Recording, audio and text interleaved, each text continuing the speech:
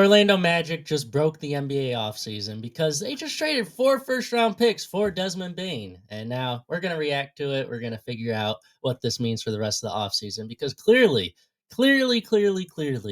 the market value for every player has changed. Desmond Bane's a great player, but 4 first-round picks for him? Yeah. What's that mean for Kevin Durant? What's that mean for Giannis? Assuming Giannis gets traded. I don't think Giannis is getting traded anymore, but, there's a domino effect this, and this was the first trade. 4 first-round picks for Desmond Bane. Yeah, that's a lot of picks. The Magic, I like the deal for the Magic. I'm not gonna lie. 4 first-round picks is hefty, but when you think about it for the Magic, long term, Desmond Bane, great fit.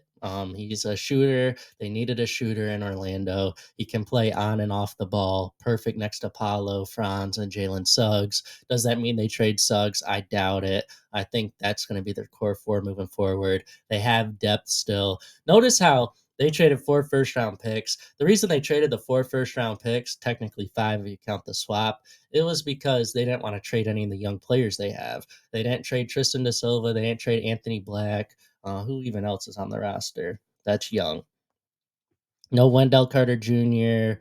They're retaining Goga. They still got Gary Harris, Caleb Houston, Jet Howard, whatever you make of them. They still kept all their young players and the players that played for them outside of Contavious Caldwell Pope and Cole Anthony, which you sacrifice for Desmond Bane. And that's a perfect fit. I mean, realistically, you were trying to get rid of their minutes anyways. The only thing the team lacks now is a point guard. They're going to sign a six-man point guard in the offseason. Maybe it's a Chris Paul type. Who knows? That'd be a perfect fit. But once they sign a point guard, this team's set. They're fine. And all 4 players they have between Suggs, Bane, Paolo, and Franz, they all can play on the ball. So it's really no big deal. You get a 6-man point guard that can facilitate an offense, and boom, you're set next year. You're a contender. I really like this move for the Magic. And again, 4 first-round picks might seem hefty, but at the end of the day, they can't shoot. They needed a shooter. And Desmond Bane, he's just going to fit perfectly alongside what they got going for them. And he's young. So I really do like the move for the Magic a lot.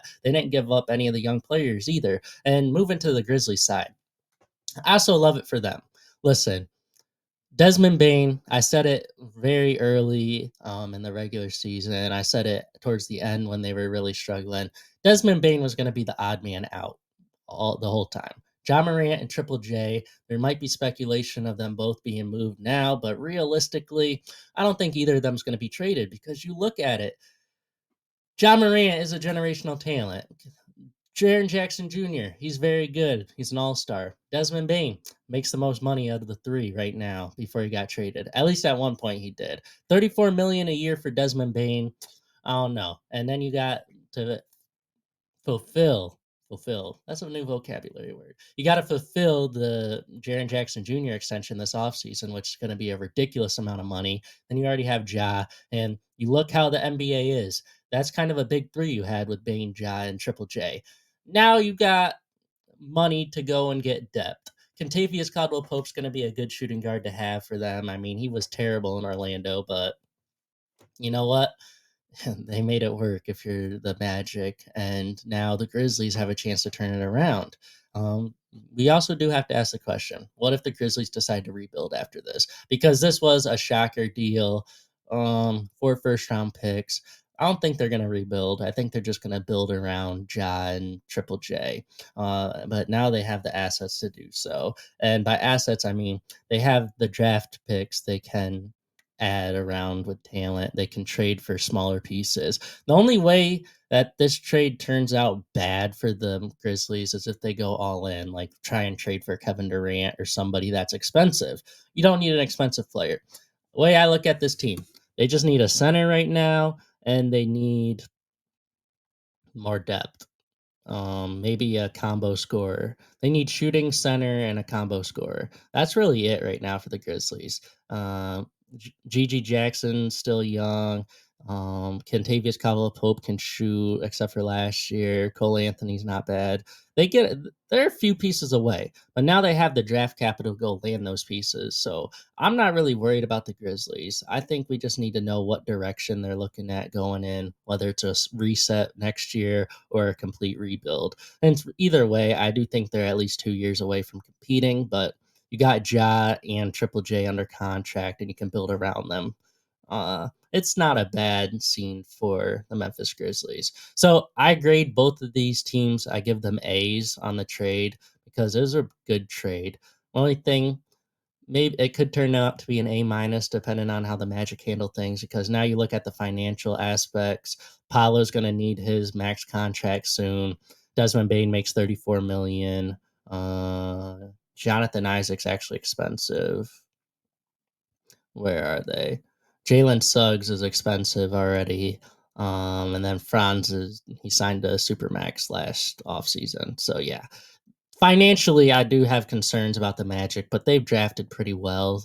Um, it's just they don't have their draft picks anymore. So that's my one question. How are you going to build a team around them, and what are we going to do moving forward? The only way that this trade isn't an A for the Magic is if they have a financial crisis, which is very well in the making with the second apron. So who knows what happens for Orlando. But the biggest reason I wanted to make a video today, this just shifted everything. This just broke the offseason. Orlando Magic, you traded 4 first round picks for Desmond Bane with all these other players on the market.